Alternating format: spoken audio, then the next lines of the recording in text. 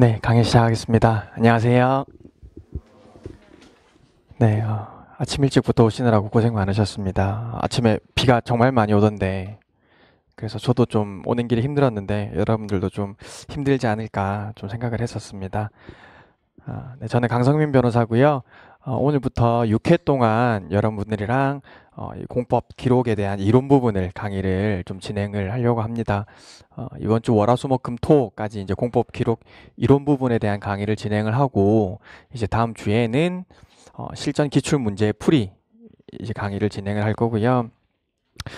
이번 주에 하는 이론 강의에서도 우리 기출 문제 한 2회분 정도는 함께 좀 풀어보려고 해요. 사실 제가 우리가 지금 기본 이론 강의가 6회잖아요. 6회잖아요. 6회면은 18시간인데, 제가 작년까지는 이론 강의를 4회를 했었거든요. 이론 강의를 4회를 하고 12시간 하고, 그 중에도 기출 문제도 풀고 했었었는데, 어쨌든 뭐 학원에서 뭐 시키는 대로 해야죠. 6회를 하라고 해서, 이제 저도 이제 어쩔 수 없이 이제 6회를 하게 되었고, 그래서 이제 여러분들 생각에도 이제 이 기록형 강의 치고는 너무 강의가 긴 거 아니야? 라고 생각하실지 모르겠는데, 그래도 여러분들이 그냥 기왕 이번에 들으실 때에 좀 복습까지 한꺼번에 다 한다라는 생각으로 좀 기록형을 공부하시면은 여러분이 공법 기록형을 원래 공부하셔야 되는 전체 시간을 놓고 보면은 그렇게 긴 시간은 아닐 것 같아요. 예, 그래서 좀 이번에 공부하실 때에 좀 사실상 이제 외우셔야 되는 내용들 강의를 통해서 바로바로 외우시고, 강의를 통해서도 바로바로 복습하셔서 좀 이후에는 여러분들이 공법 기록에는 시간을 많이 할애하지 않아도 될 정도로 좀 학습이 되시면 좋겠다라고 좀 개인적으로 생각이 들고요. 그래서 사실 말이 이제 2회 늘어난 거지, 이제 6시간이나 늘어난 거잖아요. 그래서 이 6시간이나 무슨 내용을 더 이야기를 해줘야 되나 고민을 되게 많이 하고, 사실 강의 준비하는데 스트레스를 되게 많이 받았었어요.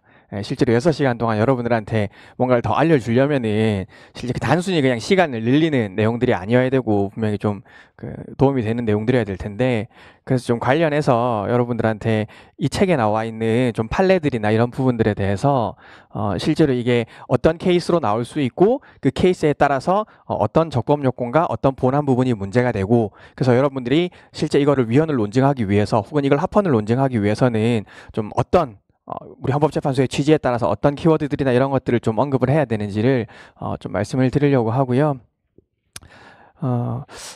어쨌든 그래서 이제 책을 좀 꼼꼼하게 볼 테니까 여러분들이 이번 강의만으로 이 공법기록 엑기스를 좀 전부 다 보신다는 생각으로 강의를 들으시면 좋을 것 같고요.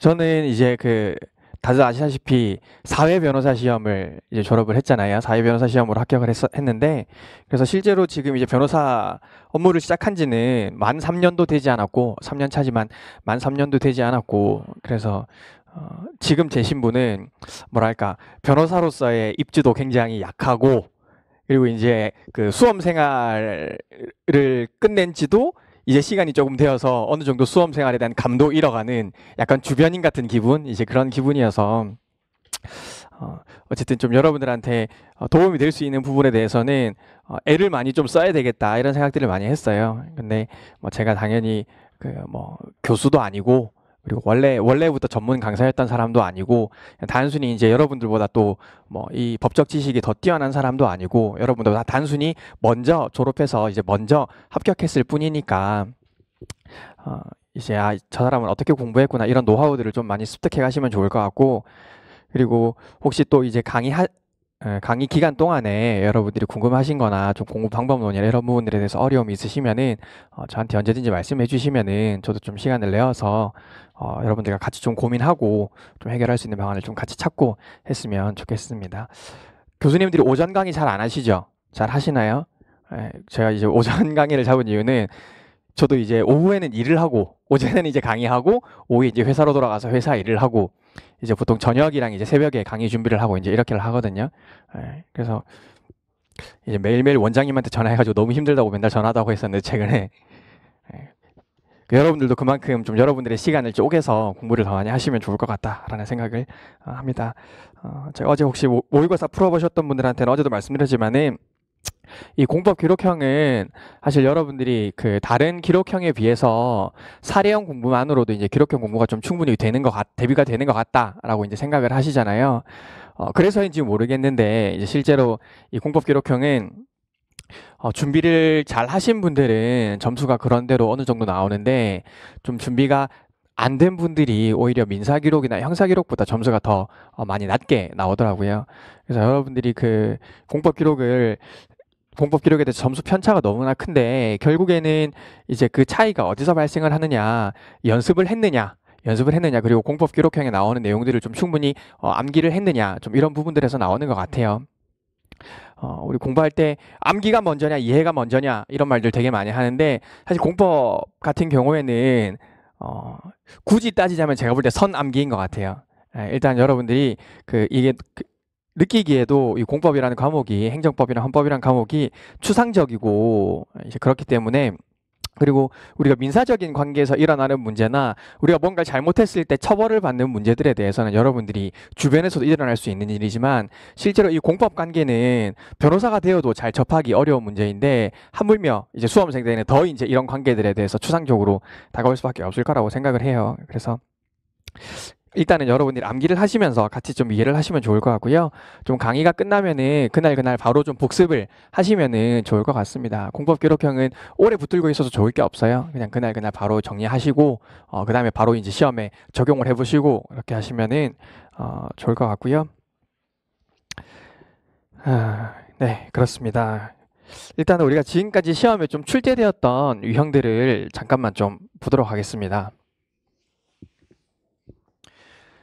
이제 공법의 영역은 결국 헌법과 이제 행정법으로 나누어질 수 있을 텐데요. 일단 행정법에서는 이제 한 번도 어김이 없이 취소소송 소장이 나왔었습니다. 취소소송 소장이 나왔었는데 이제 5회 변호사 시험에서만 이제 집행정지 신청서가 나왔었죠. 집행정지 신청서가 나왔었습니다. 집행정지 신청서는 이때 이제 10점짜리 문제로 나오면서 여러분들이 신청 취지와 그다음에 적극적 요건들을 알고 있느냐, 이제 이런 것들을 좀 물어보는 문제가 나왔었고요. 이제 헌법 같은 경우에는 결국에 나올 수 있는 유형이 위헌법률 심판, 그리고 헌법소원 심판 중에서 68조 1항 헌법소원 심판과 68조 2항 헌법소원 심판, 그리고 권한쟁의 심판 정도가 있을 텐데, 권한쟁의 심판은 아직까지 한 번도 출제가 되지 않았고 1회에서는 이제 소장을 물어보면서 소장에서 결국에 이제 20점만 이제 위헌성을 물어보는 문제가 나왔었고요. 3회, 4회, 5회, 6회를 통틀어서 이제 3회, 4회, 2회, 3회, 4회, 5회까지 이제 4번 동안 68조 1항이 2번, 68조 2항이 2번 이렇게 나오다가 이제 위헌법률 심판이 이제 지난 6회 때 이제 한번 출제가 되었었죠. 그래서 유형별로 다시 한번 보면은 결국에 1회 때는 소장이 100점이 나왔었습니다. 거기서 근거법령 위헌성이 20점이 나왔었고, 2회 때는 이제 소장 부분이 20점이 나왔었는데 이 20점에서 적법 요건은 물어보지 않았어요. 적법 요건은 물어보지 않았고 그냥 여러분들한테 청구 취지를 써보고 그 다음에 이 사건 처분의 위법성을 논해라, 그냥 이 정도로만 물어봤었고, 그리고 이제 80점이 68조 1항이 나왔었죠. 80점이 68조 1항이 나왔었고, 그리고 3회 변시에서도 마찬가지로 20점이 적법 요건을 제외한 청구 취지와 이 사건 처분의 위법성에 대해서 20점이 나왔고, 이제 80점 부분에 대해서는 68조 2항을 물어봤습니다.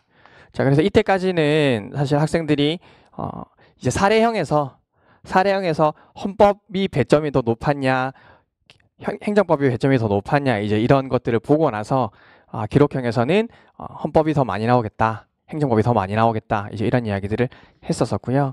그런데 이제 4회, 5회, 6회로 가면서 이제 딱 정확하게 절반씩 나오기 시작했죠. 정확하게 50점, 50점, 50점, 50점 이렇게 나오기 시작했는데 이 4회 변호사 시험에서도 68조 2항이 나왔었고, 5회 변호사 시험에서 68조 1항이 나왔었고, 6회 변호사 시험에서는 말씀드렸던 것처럼 위헌법률 심판이 나왔었습니다. 그리고 5회에서는 10점짜리 집행정지 신청서가 나왔었고요. 그래서 일단 지금까지 계속 경향을 보면은 행정소송에서는 좀 꾸준히 취소소송이 나오고 있고, 그 외에도 여러분들이 좀 가처분이나 좀 보전처분의 형태로서 뭐 집행정지 신청을 알고 있느냐, 좀 이런 것들을 좀 물어보고 있고요.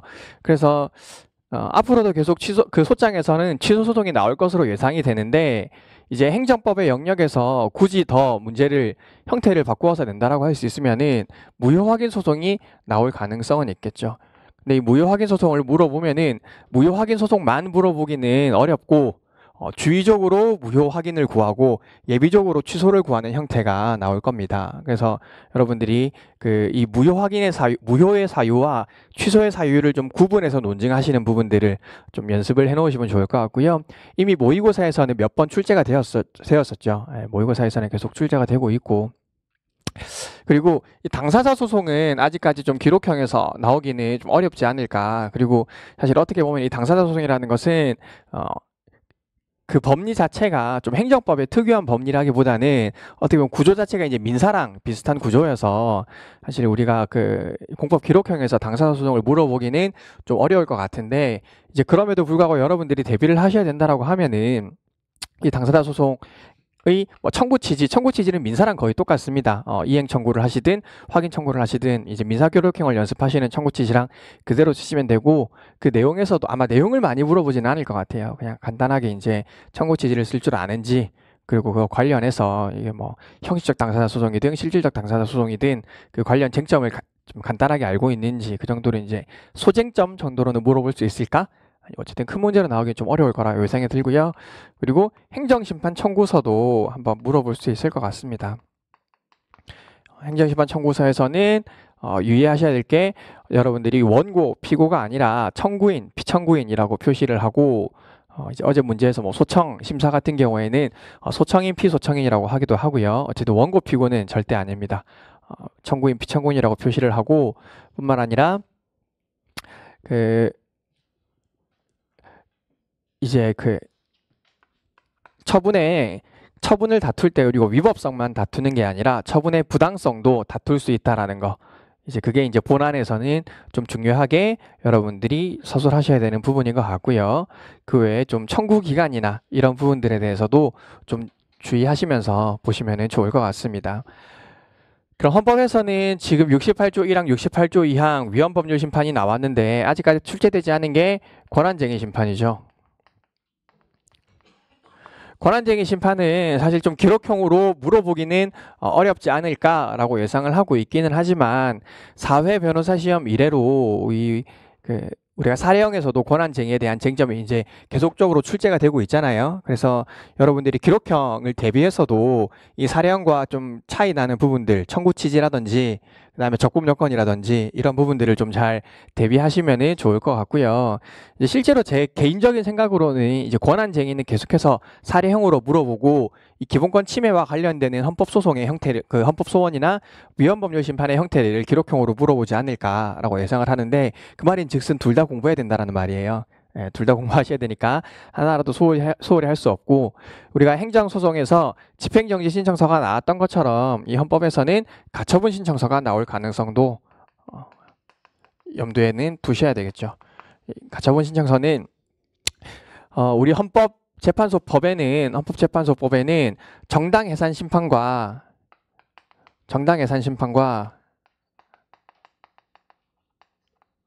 권한쟁의 심판에만 규정이 되어 있지만, 실제로 우리 헌법재판소가 헌법 소원을 제기할 때도 가처분 신청을 할 수 있다라고 판시하고 있기 때문에, 여러분들이 그 판례 하나랑, 이거는 사례형으로 나오더라도 우리 헌법재판소가 명문에 규정이 없더라도 헌법 소원에서 가처분 신청을 인정을 하고 있다라는 부분은 항상 쓰셔야 되고요. 이제 그것을 전제로 이제 가처분 신청 이제 본안을 판단을 하는 부분들을 여러분들이 좀 염두에 두시면 좋을 것 같고, 그 외에 뭐 정당해산 심판,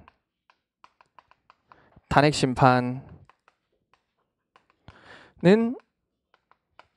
아무래도 좀 이제 기록형으로 물어보기에는 적절하지 않겠죠.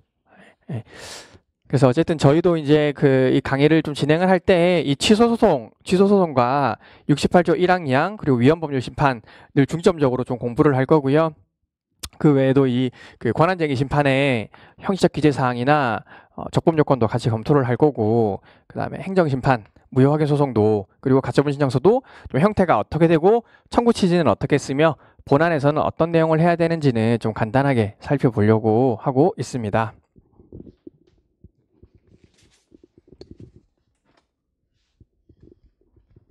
자, 그러면 여러분들이 공법 기록형을 좀 학습하실 때 좀 유의하셔야 될 내용들을 좀 말씀을 드리면은요.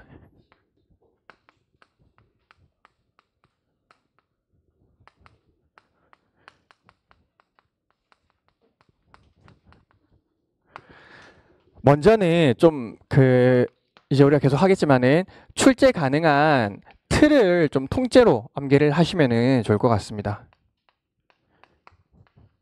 그래서 이 형식적 기재 사항에 그 서면 양식 자체를 여러분들이 좀 암기를 하셔서 좀 이런 것들이 그냥 문제에서 주어지는 목차나 문제에서 주어지는 서면 양식만 보더라도 지금 어떤 문제를 물어보는 거고 내가 뭘 써야 되겠다, 이런 것들이 좀 많이 익숙해지시면 좋을 것 같아요. 특히 우리가 68조 1항이나 68조 2항에서는 청구 취지와 청구 이유 외에도 이제 중간에 써야 되는 것들이 두 개씩 있잖아요. 뭐 68조 2항 같으면은 당해 사건을 써야 되고, 위헌이라고 해석되는 법률 조항을 써야 되고, 68조 1항 같으면 침해된 권리, 침해의 원인을 써야 되는데, 사실 그런 것에도 하나하나 다 배점이 있는데 좀 답안을 보다 보면은 한 번씩 그런 것들을 빠뜨리시는 분들이 계시거든요. 그래서 여러분들이 좀 틀 자체에 좀 많이 익숙해지면 좋겠다라고 좀 생각이 들고, 두 번째로는 적법 요건을 좀 기계적으로 암기를 하셔야 됩니다.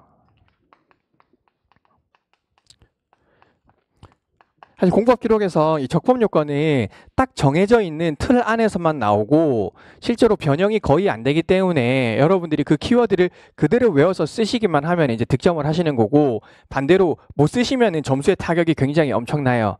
그래서 이 키워드를 좀 기계적으로 반복적으로 암기를 하시고, 이제 그렇게 하셔야 실제 시험장에 들어가셔서도 그 적법 요건을 막 단어 이런 것들을 떠올리시느라고 시간을 많이 안 보내게 돼서 좀 시간 절약을 하실 수 있는 측면이 있거든요. 그래서 여러분들이 좀 어렴풋이 적법 요건을 알고 있다고 하더라도 이 적법 요건 자체는 좀 기계적으로 좀 암기를 하시면은 좋을 것 같습니다.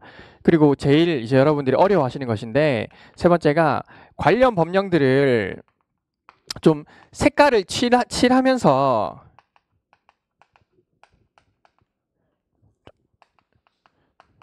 학습을 하시면은 좋을 것 같습니다. 이제 그 헌법이나 행정법에서는 항상 관련 법령이 주어지잖아요. 여러분들이 관련 법령을 얼마나 잘 해석하느냐의 문제인 건데, 그 학습을 하실 때 이 관련 법령들을 보시면서 이 관련 법령의 위임 관계라든지 아니면은 준용 관계라든지 좀 이런 부분들을 좀 화살표도 긋고 색깔도 칠하고 하면서 이게 지금 이 조문과 이 조문이 이렇게 연결이 되는 거구나, 이런 것들을 좀 많이 보시면 좋을 것 같고요. 그리고 실제로 우리가 법을 만들 때 그 법의 구조가 거의 대동소이합니다. 제1조에서는 목적이 나오고, 그리고 이제 구성요건 조항 같은 게 앞부분에 배치되고, 이제 처벌 조항은 뒤에 배치되고, 구성요건 조항에서도 본문과 단서의 구조 이런 것들이 거의 대동소이하기 때문에 여러분들이 공부를 사전에 하실 때 이런 관련 법령들을 좀 많이 읽어보시면 좋을 것 같고요.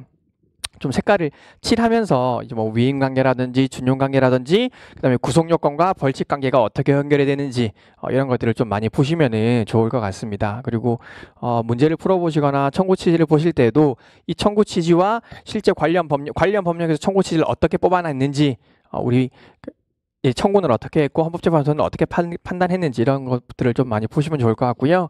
네 번째는 이제 기본권에 대해서도 여러분들이 기본권의 의의나 내용이나 그다음에 적용 범위, 제한 법리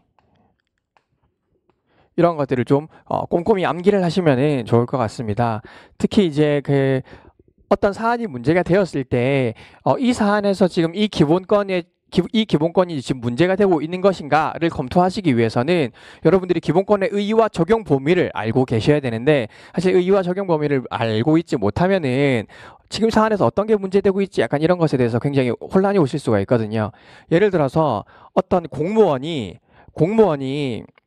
서울시에서 근무하고 있었는데 갑자기 저 먼 지방으로 좀 전금 발령이 났다라고 해봅시다. 그러면은 이 공무원이 이 전금 발령 난 게 나의 기본권을 침해한다라고 주장을 했을 때 어떤 기본권이 침해가 되느냐? 공무원이니까 무조건 공무단임권이냐? 아니면은 직업의 자유냐? 여러분이 이 사안에서 공무단임권이 문제가 되는지 직업의 자유가 문제가 되는지 떠올리시기 위해서는 직업의 자유와 공무단임권의 의의와 보호 범위를 알고 계셔야 된다라는 거예요. 공무단위권이 먼저, 그러니까 어쨌든 공무단위권이 더 특별관계에 있으니까 공무단위권을 먼저 떠올려 보면은 이 공무단위권이라는 것은 피선거권과 공직지휘권 그리고 공직기회로부터 자의적인 박탈을 당하지 않을 권리를 의미하는 거잖아요. 그럼 사안은 피선거권의 문제는 아니고 공직지휘권의 문제도 아니고 이게 지금 공직의 기회로부터 자의적인 박탈을 당하고 있는 것인가를 검토를 해야 되는 것인데 이게 내가 어디에서 일할 것인가에 대한 권리까지는 포함하고 있지 않잖아요. 어디에서 일할 것인가에 권리까지는 포함하고 있지 않은데 어쨌든 이게 내가 지방으로 전금 보내지는 게 이런 공직기회 박탈이라고 볼 수 있으면 여러분들이 공무단위권으로 가셔야 될 것이고 이거는 박탈은 아니니까 공무단위권의 문제는 아니고 단지 직업 수행의 자유의 문제겠네 라고 생각하시면 이제 직업 수행의 자유를 논하셔야 되겠죠. 그런데 이런 개념이나 보호범위 자체가 암기되어 있지 않으면은 그냥 막연하게 그냥 한참 고민하다가 그냥 찍는 거예요. 그래 결심했어 하고 이제 공무단위권을 찍는 건 거죠. 그러니까 이제 그런 것들을 좀 피하시기 위해서라도 의의와 보호 범위를 좀 꼼꼼하게 적용 범위를 좀 꼼꼼하게 이제 암기를 하시면 좋을 것 같고요. 그다음에 다섯 번째로 과잉금지 원칙에 쓸 목적 부분을 좀 관련 법령을 보시면서 좀 많이 줄여보시면 좋을 것 같아요. 이제 관련 법령 1조에 항상 목적이 나오는데 이제 여러분들이 목적의 정당성을 쓰실 때 관련 법령 1조에서 목적을 보시면서 목적의 정당성을 쓰실 건데 목적 부분을 통째로 다 뺏겨서 쓰면은 거의 3줄 이상 나와요. 보통 목적이. 그래서 여러분들이 목적의 정당성에서 관련 법령 목적을 좀 줄여서 쓰실 수 있는 연습들, 목적을 보시면서 키워드를 뽑아내실 수 있는 연습들을 좀 많이 하시면 좋을 것 같고 마찬가지로 침해의 최소성 부분에서는 좀 이게 보다 덜 제한적인 수단이 존재하는지에 대해서도 좀 고민을 많이 해보시면 좋을 것 같습니다. 보다 덜 제한적인 수단이 많이 존재하는지를 고민을 많이 해보시면 좋을 것 같고 그 다음에 행정의 영역에서는 여러분들이 비례원칙에 쓸 키워드들 비례원칙에 쓸 키워드들이라고 하는 것은 이제 기록에서 나오는 비례원칙에 쓸 키워드들 어제 말씀드렸던 것처럼 이게 지금 뭐 어린 자녀들이 있다라고 하든지 아니면은 뭐 늙은 부모님을 모시고 있다라고 하든지 건강이 안 좋다고 하든지 4인 가족을 부양한다고 하든지 이런 키워드들이 있잖아요. 그래서 중간중간 탄원서나 뭐 자술서나 진술서나 피의자 신문조사나 우리의 상담일지에 이 사람이 비례 원칙상 주장할 수 있는 줄글들이 쭉쭉쭉 있는데 그중에서 여러분들이 얼만큼 내가 이 키워드를 뽑아서 압축적으로 답안을 서술할 것인가에 대한 고민들도 좀 계속 해보시면 좋겠다라는 생각이 들고요. 마지막으로는 처분 특정에 유의하면서 실체법 공부를 좀 하시면은 좋을 것 같습니다. 우리가 5회 변호사 시험까지 해서는 이제 처분 자체를 다투어야 되는 처분 자체를 명확하게 줬었는데 6회 변호사 시험에서는 결국 여러분들이 이게 실체법적으로도 이 처분성의 개념에 대해서 잘 알고 있느냐라는 문제들을 좀 물어봤었잖아요. 예를 들면은 이 처분의 일부를 다툴 수 있느냐 혹은 이 부관 중에서도 부담만을 다툴 수 있느냐 정보 공개 청구에서 일부 공개를 청구할 수 있느냐 이런 문제들 물어봤었는데 사실 내용 자체가 까다롭지는 않았었는데 그동안에는 5회 변호사 시험까지는 처분을 떠먹여 주다가 이제 요 정도 부분에서 니네들이 직접 다툴 처분을 골라봐 라고 하고 나오니까 사실 학생들이 굉장히 많이 당황을 했었거든요. 근데 이 내용 자체는 사실은 경향이 바뀌었다거나 어려워진 건 아니고 여러분들이 실체법에서 행정법 실체법을 보실 때 이 처분을 특정하는 내용들 분리가 가능한지 그 다음에 일부를 다툴 수 있는지 이런 부분들에서 충분히 학습을 해놓으시면은 결코 이제 크게 어렵게 나오지는 않을 겁니다. 처분 자체가 불명확하게 나온다라기보다는 이 행정소송의 영역에서는 처분 중에 일부를 다투는 문제까지가 이제 나올 수 있는 게 거의 좀 어려운 형태이기 때문에 여러분들이 좀 그런 것들을 유의하시면서 보시면 좋을 것 같고요. 또 그런 것들도 나올 수가 있겠죠. 그러니까 이게 처분과 그냥 처분이 아닌 부분들이 이제 혼재해서 이거 둘 중에서 이제 처분의 처분성이 있는 것을 가지고 다투어야 되겠습니다. 라고 해서 이제 그런 식으로 물어볼 수도 있는 거예요.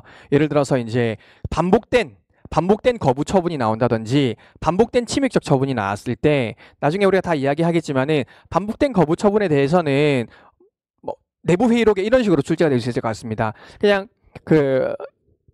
일단은 저희가 뭐 준비할 수 있는 좀 시간이 좀 꽤 필요하기 때문에 허용될 수 있는 가장 마지막 날을 기준으로 좀 거부 처분을 다투어야 될 것 같습니다. 라고 하면은 반복된 거부 처분은 제일 마지막에 있는 거부 처분을 다투어야 되잖아요. 그날을 기준으로 제소기간의 기산점을 정해야 될 거고, 반복된 침입적 처분이 있는 경우에는 예를 들어서 개고통지, 반복된 개고통지가 있는 경우에는 제1차 처분만 처분에 해당하고 나머지는 연기 통지에 불과하잖아요. 그래서 여러분들이 이런 1차 계고, 2차 계고, 3차 계고가 있을 때 어떤 것을 처분으로 잡을 수 있느냐, 그 정도 문제까지는 물어볼 수가 있겠죠. 그래서 이제 처분성이 있는 것과 처분성이 없는 것들을 이제 여러 가지를 제시를 한다든지, 이 처분 중에서 여러분들이 일부 분리를 할 수 있는 문제를 물어본다든지, 그 정도까지가 이제 여러분들한테 좀 처분을 특정하는 좀 까다로운 문제 정도가 될 테니까요. 이 처분 특정과 관련해서는 실체법 부분에서 행정행위 부분을 여러분들이 공부를 좀 많이 하시면 좋을 것 같습니다. 뿐만 아니라 뭐 변경 재결, 변경 명령 재결의 경우에도 다툼의 대상이 무엇인지 이런 것들도 좀 꼼꼼하게 보셔야 되겠죠. 그래서 공법 기록은 여러분들이 좀 그런 것들 위주로 공부를 좀 많이 하시면 좋을 것 같습니다.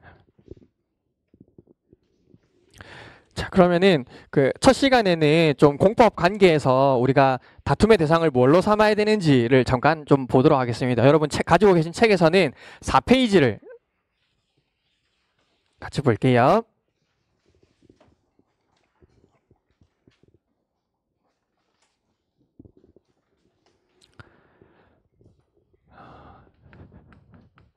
우리가 크게는 공법 관계와 사법 관계를 나눌 수가 있는데, 자, 어떤 것이 공법 관계이고 어떤 것이 사법 관계이느냐, 이제 결국 공법 관계를 나타내는 가장 중요한 표지는 우월적 지위죠. 우월적 지위. 우월적 지위에 있느냐, 이게 공법 관계와 사법 관계를 구분하는 가장 큰 기준이고요. 또는 관련 법령이 공익 실현을 직접적인 목적으로 하고 있는 때, 이제 그럴 때도 이제 이런 것들을 이제 공법 관계로 볼 수 있는 표지입니다. 그러면은 여러분들이 사법 관계를 다투는 수단은 굉장히 명확하죠. 사법 관계는 결국 민사소송으로 다투게 됩니다.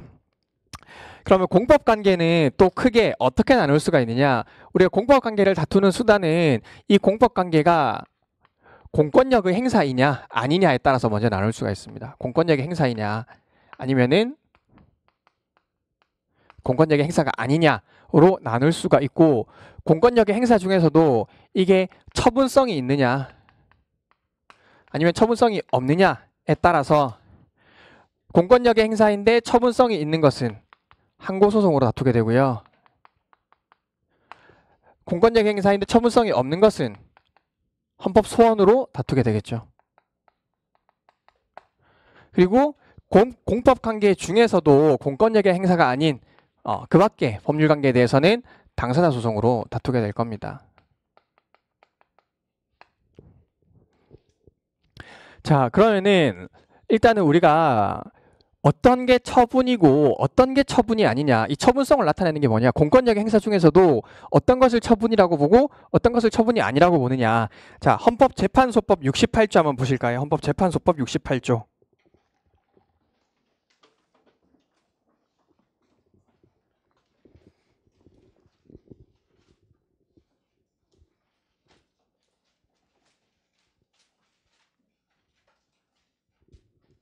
헌법재판소법 68조 1항을 보시면은 공권력의 행사 또는 불행사라고 되어 있고요. 이제 그거랑 비교하셔서 바로 행정소송법 제2조를 보겠습니다. 행정소송법 제2조. 비교하시면서 볼게요. 행정소송법 제2조. 자, 행정소송법 제2조를 보시면은 거기도 이제 공권력의 행사라고 되어 있습니다. 공권력의 행사라고 되어 있는데 수식어가 있어요. 행정청이 행하는 구체적 사실에 관한 법 집행으로서의 공권력의 행사다라고 되어 있습니다. 자, 결국 우리가 헌법재판소법과 행정소송법 제3조를 보면서 알 수 있는 것이 이 공권력의 행사 중에서도 처분성이 있다라고 하는 것은 구체적 사실에 관한 법 집행이 결국 처분성이 있다라는 가장 중요한 표지가 된다라는 겁니다. 그래서 이게 구체적 사실에 관한 법 집행으로 볼 수 있다면은 결국 이것은 항고소송의 다툼의 대상이 되는 것이고, 구체적 사실에 관한 법 집행이 아니라고 본다면은 헌법소송의 대상이 되는 것입니다. 그래서 여러분들이 결국에 이게 그 사례형에서 이제 특히 문제가 많이 될 텐데요. 이 다툼의 대상을 항고소송으로 삼아야 되느냐 아니면 헌법소송으로 삼아야 되느냐가 문제가 될 때 공권력의 행사인지 아닌지를 먼저 구분을 하시고, 공권력의 행사라면 이게 구체적 사실에 관한 법 집행인지를 구분을 하셔야 되겠죠. 이제 어렵게 나올 수 있는 게, 예를 들면은 우리 고시를 한번 생각해 봅시다. 고시는 행정입법이잖아요. 행정입법 중에서도 행정규칙이고, 이 행정규칙의 특성은 일반적, 추상적인 법령이잖아요. 일반적, 추상적인 법령인데, 이 고시가 일반적, 추상적인 법령일 때는 이거는 당연히 구체적 사실에 관한 법 집행이라고 볼 수는 없겠죠. 그래서 고시가 단순히 일반적, 추상적 법령의 성격을 가질 때는 이 고시를 다툴 때는 여러분들이 헌법소원으로 다퉈야 된다는 거죠. 68조 1항 헌법소원으로. 자, 그런데 이 고시가 형태는 고시지만, 형식은 고시지만은 그 고시가 뭔가 구체적이고 개별적인 법 집행을 예정을 하고, 그 법 집행 자체를 담고 있다. 이 고시 자체만으로 어떤 국민의 권리 의무에 대해서 직접적인 변동이 일어난다. 그러면은 그 고시는 형태는 고시이긴 하지만은 구체적인 사항을 규율하고 있는 경우에는 이거는 지금 구체적 사실에 관한 법 집행으로 봐서 처분성이 있다라고 볼 수 있는 거예요. 그럴 경우에 이 고시를 다투는 방법은 항고소송이 되어야 되는 겁니다. 그래서 이제 그 모의 기록에서도 이미, 모의 시험에서도 이미 이 고시, 처분적 고시에 대한 문제가 나왔었는데, 여러분들이 고시라고 해서 이게 무조건 헌법소원의 대상이 된다라고 생각하시면 안 되고, 이 고시도 결국 이 고시의 성격이 일반적, 추상적인 내용들을 규율하고 있는지 아니면은 구체적 사실에 관한 내용을 규율하고 있는지에 따라서 항고소송의 대상이 되는지 아니면 68조 1항 헌법소원의 대상이 되는지가 달라질 수 있습니다. 당연히 이제 고시니까 68조 2항이나 위헌법률 심판은 안 될 거고요. 자, 그래서 이제 우리가 처분성을 구분하는 표지는 이런 구체적 사실에 관한 법 집행이냐, 이런 부분이 처분성을 구분하는 표지인데, 사실 여러분들이 이제 가장 무엇을 이야기하는지 잘 모르시는 부분이 당사자 소송인데요.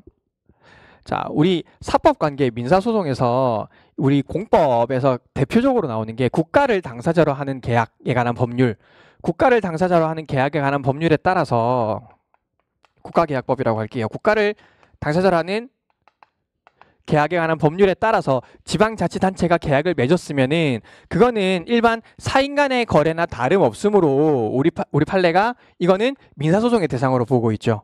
국가를 당사자로 하는 계약에 관한 법률에 따른 계약은 민사소송의 대상으로 보고 있는데, 자, 그러면은 공법 관계 중에서 과연 공권력의 행사가 아닌 당사자 소송으로 다투어야 될 대상이 어떤 것인가? 자, 다시 한번 행정소송법을 한번 보도록 하겠습니다. 행정소송법 제3조의 2호를 한번 보겠습니다.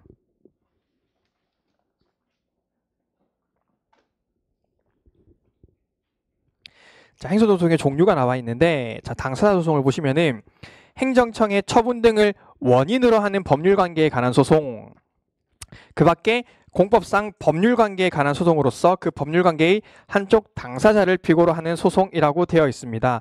자, 여기서 여러분들이 주목하실 단어는, 이 당사자 소송은 처분을 다투는 것이 아니라 법률관계를 다투는 소송이에요. 법률관계를 다투는 소송입니다. 법률관계에 관한 소송이고요.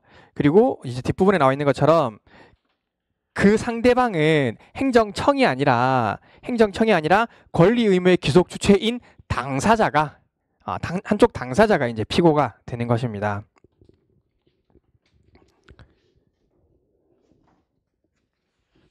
자, 우리 조문에 보면은 이 당사자 소송은 처분 등을 원인으로 하는 법률 관계, 이제 그 밖에 공법상 법률 관계라고 되어 있는데, 결국 이 그 당사자 소송을 나타내는 표지는 공권력의 행사가 아닌 그 밖의 공법상 법률 관계를 말하는 것이 당사자 소송의 대상이에요. 그러면 이 처분 등을 원인으로 하는 법률 관계는 뭐냐? 당사자 소송의 한 유형인 거죠. 자, 그러면은 결국에 이 당사자 소송을 크게 두 가지로 나누자면은 처분 등을 원인으로 하는 법률 관계에 관한 소송과 처분 등을 원인으로 하지 않는 법률 관계에 관한 소송이 당사자 소송의 대상이 된다라는 겁니다. 자, 이거 무슨 귀신 씨나라 까먹는 소리냐라고 생각하실 수 있는데, 자, 공무원에 대한 면직 처분을 한번 생각해 봅시다. 자, 공무원이 면직이 되었어요. 공무원이 면직이 되었는데, 이 공무원이 그 면직이 되어서 이 면직 처분 자체를 다투려고 하면은 무슨 소송으로 다투어야 됩니까? 면직 처분 취소 소송을 하거나 면직 처분 무효 확인 해소를 해야 되겠죠. 자, 지금 면직 처분을 다투는 것은 말 그대로 이 처분 자체를 다투는 소송이에요. 그럼 이거는 항고 소송이겠죠. 항고 소송. 그런데 우리 당사자 소송은 처분 등을 원인으로 하는 법률 관계에 관한 소송이라고 했잖아요. 자, 그러면은 이 면직 처분을 원인으로 하는 법률 관계에 관한 소송, 즉 내가 면직을 당하지 않았다. 이 면직이 무효이기 때문에 나에게 여전히 공무원의 지위가 있다라고 공무원 지위의 확인을 구하는 소송. 자, 공무원 지위의 확인을 구하는 소송은 처분 자체를 다투는 것이 아니죠. 그 처분이 무효임을 원인으로 내가 공무원 지위를 가지고 있다라고 소송을 하는 거잖아요. 처분 자체를 다투는 것이 아니라 처분이 무효임을 전제로 나에게 여전히 공무원의 지위가 있다라는 것을 다투는 소송이기 때문에 이 공무원 지위 확인 소송은 당사자 소송이에요. 당사자 소송.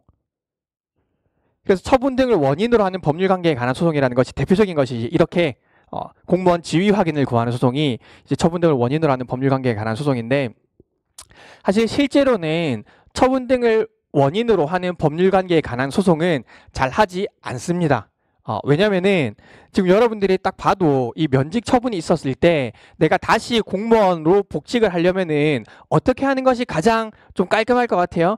면직 처분이 취소되거나 면직 처분이 무효가 되면은 다시 공무원으로 돌아갈 수 있잖아요. 그래서 실제로 이제 면직 처분 자체를 다투는 소송이 많은 것이지, 면직 처분이 무효임을 전제로 공무원의 지위를 확인을 구하는 소송의 형태는 잘 없다라는 거예요.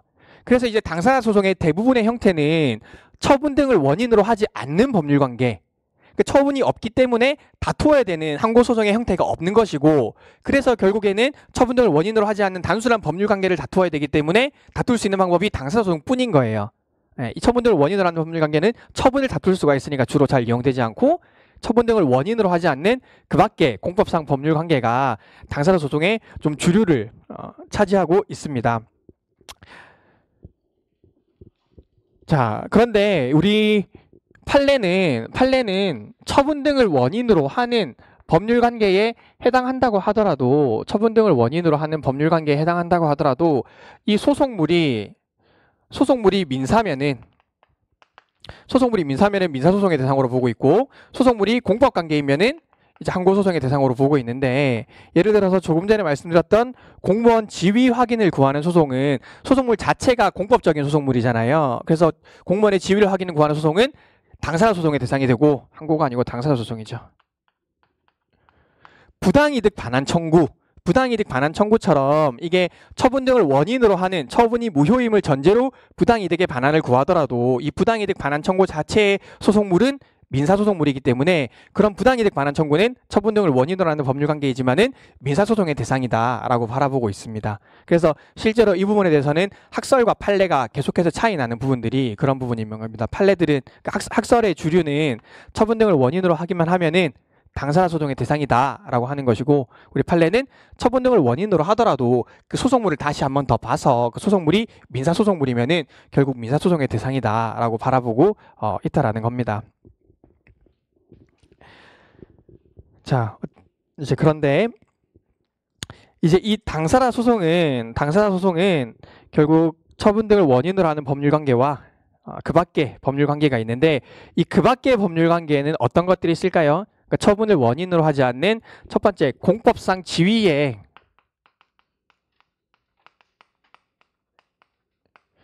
취득이나 상실에 관한 문제.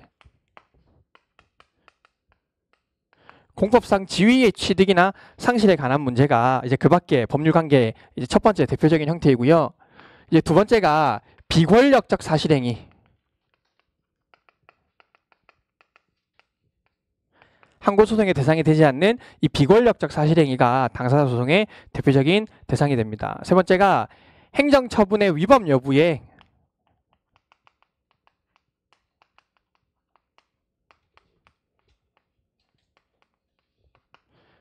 직접 영향을 끼치는 법률관계. 이 세 가지가 특히 이제 그 밖에 공법상 법률관계에 해당한다라고 볼 수 있습니다. 그런데 이제 그러면은 처분을 다툴 거면은 이 처분에 대해서 항고소송을 제기해야 되고, 이 처분을 원인으로 처분이 무효임을 전제로 어떤 법률관계 다툼을 할 거면은 당사자 소송을 해야 되는데, 그런 경우가 있습니다. 그런 경우가, 자, 처분에는 공정력이 발생하는데 이 처분의 공정력을 제거하지 않고 처분을 원인으로 하는 법률관계를 다투면서 마치 처분을 바꾸려고 하는 형태의 소송이 있어요. 그러니까 형태는 보면은 봅시다. 재결에서 이제 보상금 이제 토지 수용으로 인한 보상금에 관한 재결이 있었어요. 그런데 이 당사자가 이 보상금에 대해서 불만이 있는 거예요. 보상금에 대해서 불만이 있으면은 결국 보상금 증감 청구 소송을 하게 되는 거예요. 보상금 증가 청구 소송. 근데 보상금을 더 달라라고 구하는 거는 취소한다라는 형태의 소송이 아니잖아요. 나한테 얼마를 더 내놔라라고 하는 이행소송의 형태인 것인데, 결국에 이거는 이 보상금 재결과 관련되는 법률관계를 처분 등을 원인으로 하는 법률관계 자체를 다투는 것이 보상금 증감 청구 소송인데,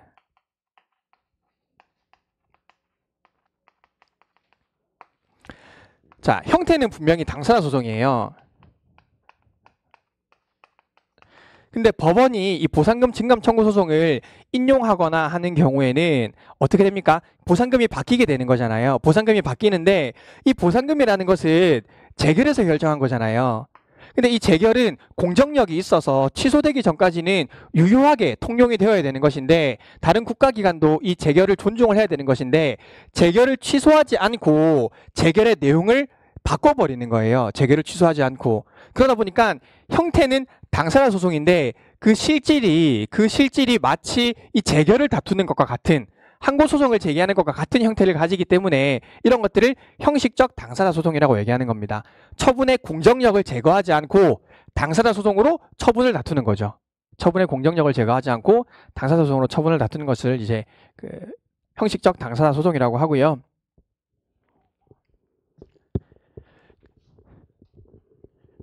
그래서 대표적인 게 이제 제가 방금 말씀드렸던 저는 보상금 증감 청구 소송이 대표적이고, 항상 시험에 나오는 형식적 당사자 소송도 저 보상금 증감 청구 소송, 토지 수용 재결과 관련되는 이야기들 뿐입니다.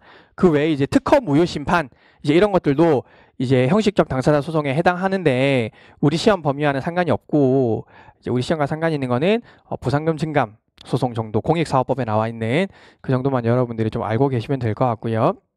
이런 형식적 당사자 소송은 당연히 이제 재결의 공정력을 제거하는 형태이기 때문에 개별 법령에서 규정이 없는 이상 함부로 인정을 해서는 안 된다라고 하겠습니다.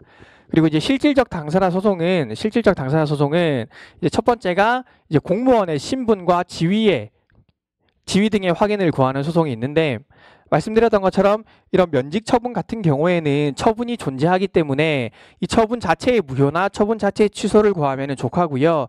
이 공무원 지위나 신분의 확인을 구하는데 처분을 개입하지 않고 있는, 처분과 상관없이 공무원 지위 확인을 구해야 되는 형태의 소송이 이제 당사자 소송에 여러분들이 나오는 판례들인 건데, 대표적인 게 국가나 지방자치단체와 채용계약 해지 통고를 받았을 때, 국가나 지방자치단체로부터 채용계약을 해지한다라는 통고를 받았을 때, 그 채용계약 해지 통고는 처분이 아니잖아요. 국가랑 지방자치단체가 이제 이 사인에게 채용 계약을 해지한다라는 통고를 하는 것은 이제 처분성이 없는데, 결국 그러면은 내가 이 처분성이 없음에도 불구하고 이 채용 계약이 잘못되었음을 전제로 어떻게 이 법률 관계를 다툴 것인가, 나의 공무원 지위의 확인을 구할 것인가, 당사자 소송으로 다투어야 된다는 거죠. 당사자 소송으로. 그 경우에는 처분 등을 원인으로 하는 법률 관계는 아니에요. 그냥 그 밖에 공법상 법률 관계에 해당하는 것이고, 그 외에 이제 이 공무원 지위의 확인 외에 공무원 지위나 이제 신분 확인 외에 여러분들이 기록형이나 사례형이나 이제 선택형에서 많이 보는 것은 각종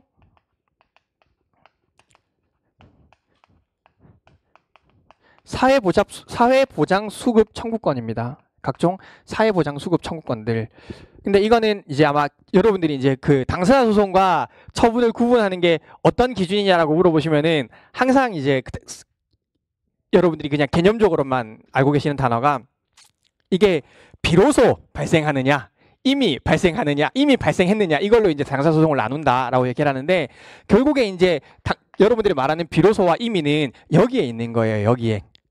여기 이제 공무원의 지위와 신분의 확인을 구하는 것은 사실상 이게 그 처분 등을 원인으로 하는 법률 관계냐 아니냐에 대한 이야기들이 주로 있는 건 거고, 이 각종 사회보장 수급 청구권에 대해서 이게 행정청의 어떤 처분에 의해서 비로소, 행정청의 어떤 행위에 의해서 비로소 발생하게 되면은 이 사회보장 수급 청구권은 처분이 되는 것이고, 법률 관계에 의해서, 그 법률에 의해서, 관련 법조항에 의해서 이미 나에게 권리가 발생해 있으면은 나는 그러면은 행정청의 어떤 개입 없이 바로 그 돈을 청구할 수 있는 권리가 있는 거니까, 그런 이행 청구 형태가 당사자 소송이 되는 거예요. 예를 들어서 광주 민주화 운동 관련자 보상 등에 관한 법률에 따르면은, 이제 그 법률에 따르면은 그 보상금 청구는 그 사람들한테 다 주게 이미 정해져 있는 거잖아요. 그래서 그 광주 민주화 운동 보상 등에 관한 법률에 따랐을 경우에는 이 권리가 이미 발생을 해 있기 때문에 이제 그런 권리는 당사자 소송으로 다퉈야 되는 거고, 광주 민주화 운동이 아니라 그 외에 민주화 운동 관련자 명예회복 및 보상에 관한 법률에 따르면은 어떤 사람이 민주화 운동 보상 대상자에 해당하는지의 문제는 결국 행정청이 결정해야 되는 문제이기 때문에 그것은 이제 처분으로 다투어야 되는, 왜 그것은 행정청의 행위에 의해서 비로소 결정되는 문제여서 이제 다툼의 대상이 이제 처분이 된다라는 것입니다. 그래서 이제 주로 이제 여러분들이 이미 비로소 외우고 있는 부분은 이 부분이고, 이제 이 부분에서는 말씀드렸던 것처럼 이게 공무원의 면직 처분으로 인해서 공무원 지위의 확인을 구하는 것이냐, 아니면 국가지방자치단체의 계약 해지 통고에 따라서 내가 지위 확인을 구하는 것이냐, 이 두 가지 형태가 가장 큰 형태라고 보시면 되겠습니다. 그 당사자 소송은 이제 요 정도로만 여러분들이 개념적인 이해를 하시면 되고, 이제 그래서 이제 이것을 근거로 이제 객관식 문제를 푸실 때, 이것은 당사자 소송의 대상이다, 항고 소송의 대상이다라고 보시면 되고, 마찬가지로 그럼에도 불구하고 처분 등을 원인으로 하는 법률 관계임에도 불구하고 우리 판례는 이게 공법상 소송물이면은 당사자 소송의 대상으로 보고, 민사 소송물이면은 민사 소송의 대상으로 본다라는 거 정도만 좀 기억을 하시면 되겠습니다. 자, 그러면은 케이스를 하나만 좀 예를 들어 볼게요. 과세 처분이 있었어요. 세금 내라. 과세 처분이 있어서 제가 납부를 해버린 겁니다. 과세 처분에 납부를 해버렸습니다. 그러면은 첫 번째, 이 과세 처분 효력을 직접 다투는 소송의 형태는 무엇이겠습니까? 항고소송이겠죠. 항고소송. 과세 처분 자체를 다투는 것이기 때문에 이 과세 처분의 효력을 직접 다투는 소송의 형태는 취소소송이나 무효확인소송이 되어야 할 것입니다. 그런데 두 번째로, 나는 조세 채무가 존재하지 않는다. 조세 채무 부존재 확인을 구한다라고 봅시다. 자, 이 조세 채무 부존재 확인을 구하는 것은 행정청이 나에게 세금을 부과하는 것 행위 자체를 다투는 것인가요? 아니면은 행정청이 나한테 세금을 부과한 것이 무효이기 때문에 그로 인해 발생한 나의 조세 채무가 존재하지 않는다라는 것을 다투는 것인가요? 후자의 이야기인 거죠. 세금을 부과하는 처분 자체를 다투는 것이 아니라 세금을 부과하는 처분이 무효임을 전제로 나에게는 세금 채무가, 조세 채무가 존재하지 않는 법률 관계의 확인을 구하는 것이기 때문에 이거는 당사자 소송의 대상이 되는 거예요. 세금 부과 처분 자체를 다투는 게 아니에요. 세금 부과 처분이 무효임을 전제로 조세 채무가 존재하지 않는다라고 다투는 것이기 때문에 당사자 소송의 대상이 되는 것이고요. 내가 돈을 더 냈어요. 돈을 더 내서 과호납금 반환 소송을 한다고 해봅시다.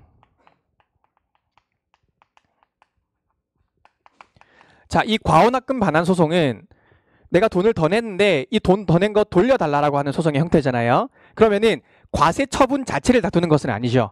그럼 처분을 다투는 것은 아니기 때문에 이제 항고 소송은 아닐 것이고, 그러면 당사자 소송이거나 민사 소송일 건데, 자, 우리 학설에 따르면은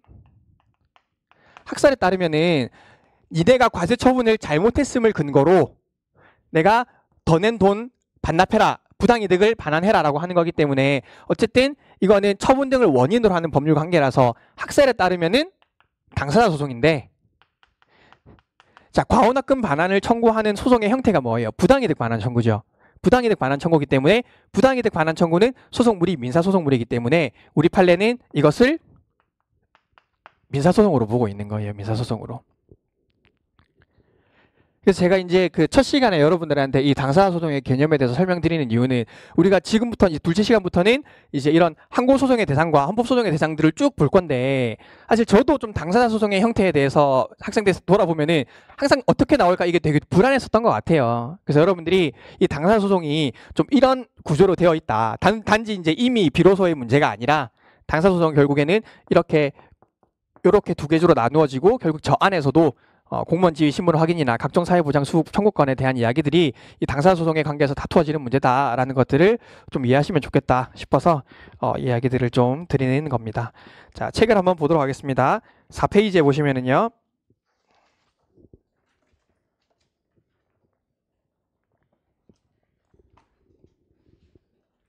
4페이지는 이제 그 헌법재판소 2조의 헌법재판소의 관장사항은 우리가 이제 보게 될 1호에 있는 법률의 위헌 여부 심판, 위헌법률 심판이죠. 위헌법률 심판과 4호의 권한쟁의 심판, 그리고 5호의 헌법소원에 관한 심판, 68조 1항 2항을 포괄하는 헌법소원에 관한 심판이 좀 중점적으로 보시게 될 거고, 2호, 3호의 탄핵 심판과 정당해산 심판은 실제 기록형으로 나오기에는 적절하지 않아 보입니다. 68조 1항에는 공권력의 행사를 다투는 헌법소원을 받고요. 그리고 그 밑에 있는 행정소송법 3조에 보시면은 항고소송은 처분을 다투는 것이다. 처분 등이나 부작위에 대하여 제기하는 소송인데, 항고소송에는 4조처럼 취소, 무효, 부작위가 있다. 당사자 소송은 그 밖의 공법상의 법률관계를 다투는 소송인데, 그 중에 대표적인 것이 처분 등을 원인으로 하는 법률관계, 면직 처분을 받고 공무원 지위의 확인을 구하는 그런 소송의 형태이다. 민중소송과 기간소송은 좀 잘 안 나올 거고, 기간소송은 제가 그 권한쟁의 심판 설명할 때 다시 한번 좀 같이 엮어서 설명을 드리도록 하겠습니다. 자, 한 장 넘기시면은 이제 제가 말씀드렸던 그 내용이 아래 이제 표랑 거의 비슷한데요. 공법소송의 종류 2번 표를 보시면 공법상 법률관계에 대한 구제수단 중에서 공권력의 행사 또는 불행사냐, 아니면 그 밖에 공법상 법률관계냐에 따라서 결국에 항고소송, 헌법소원 또는 당사자 소송으로 나누어지는데, 공권력 행사 또는 불행사 중에서도 처분성이 있는 게 항고소송, 처분성이 없는 게 헌법소원의 대상이 됩니다. 권한 분쟁에 대한 분쟁 해결 수단 권한쟁의 심판과 기간소송은 권한쟁의 심판 볼 때 다시 한번 자세히 얘기 나눠보도록 하겠습니다. 자, 5페이지 넘어오셔서 결국 공권력의 행사 또는 불행사를 다툴 수 있는 구제수단이 무엇이냐, 두 번째 문단 줄그은 부분입니다. 공권력의 행사 또는 불행사 중 처분 또는 부작위에 해당하는 경우에는 항고소송이고, 밑에 처분 또는 부작위에 해당하지 않는 공권력의 행사 또는 불행사가 헌법소원의 대상이 된다. 결국 이것은 밑에 줄건데요. 밑에입니다. 출연은 꺼졌네요. 처분의 영역이 넓어질수록 헌법소원의 영역은 좁아지고, 반대로 처분의 영역이 좁아질수록 헌법소원의 영역은 넓어지게 됩니다. 그래서 우리가 이제 학습을 하면서 이게 일반적 추상적인지 개별적 구체적인지를 정할 수는 있지만, 헌법재판소가 어쨌든 좀 이런 그 헌법재판소의 판단으로 이것은 처분성이 있다, 처분성이 없다라고 판단하기도 하고요. 혹은 처분성이 있더라도 이것을 항고소송으로 다투기에는 권리구제 수단이 미흡하기 때문에 헌법소원의 대상으로 보자라고 하는 경우들이 있죠. 대표적인 것이 이 권력적 사실행위의 경우에 권력적 사실의 경우에 때에 따라서 원칙적으로는 이게 항고소송의 대상이 되지만 항고소송으로 다투려고 하니까 이게 제소기간도 지났고 이미 종료되어서 권리보호 이익이 없을 것 같을 때는 우리 헌법재판소가 이거는 처분이긴 하지만은 항고소송으로 다투기를 기대하기가 어려우니까 우리 헌법소송의 영역으로 볼게 라고 하는 경우들이 있습니다. 자, 그리고 그 밑에 문단입니다. 한 넷째 줄 정도 끝에 이때 이하에 보시면은요. 법률관계의 한쪽 당사자가, 그러니까 처분청이 아니라 당사자가 피고가 되는 소송이란 권리 의무의 귀속 주체인 당사자가 피고가 되는 소송이라는 점을 명확히 해서 이제 처분청이 피고가 되는 항고소송과의 차이를 이제 보여주는 표현인데 당사자 소송에 대한 이야기죠. 그 밑에 문헌의 해석상 행정청의 처분 등을 원인으로 하는 법률관계에 관한 소송은 그 밖의 공법상 법률관계에 관한 소송의 대표적인 예시에 해당한다. 그래서 결국 당사자 소송의 영역은 공법상 법률관계 중에서 공권력의 행사 또는 불행사를 제외한, 즉 처분 또는 부작위를 제외한 그 밖의 공법상 법률관계가 된다라는 겁니다. 예, 나머지 이제 6페이지에 위에 있는 표를 보시면은 조금 전에 제가 말씀드렸던 그 내용과 동일합니다. 공법상 법률관계, 공권력의 행사 또는 불행사냐, 그것을 제외한 그 밖의 공법상 법률관계이냐, 이런 부분들입니다. 예, 그래서 지금 이제 간단하게 우리가 공법소송의 종류가 어떻게 되는지, 그 중에서도 우리가 앞으로 거의 다루지 않을 당사자 소송은 어떤 형태인지를 잠깐 봤습니다. 한 10분만 쉬었다가 40분부터 이제 다음 진도 나가도록 하겠습니다.